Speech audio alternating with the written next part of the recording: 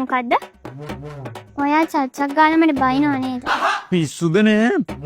චච්චොක් ගෑවෙනවා ඉතින් ඔයාලා කරන වැඩ වලට.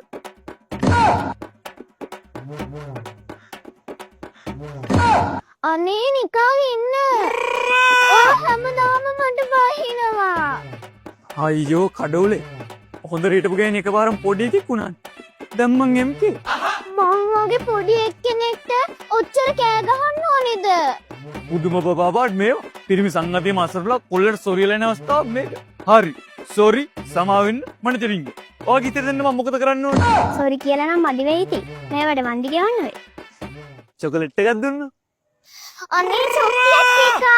thank you. මට චොක්ලට් තියෙනවා නම් කන්න ඕනෙත් නෑ බොන්න ඕනෙත් නෑ. මොකක්ද ඕනේ? what ඕනේ?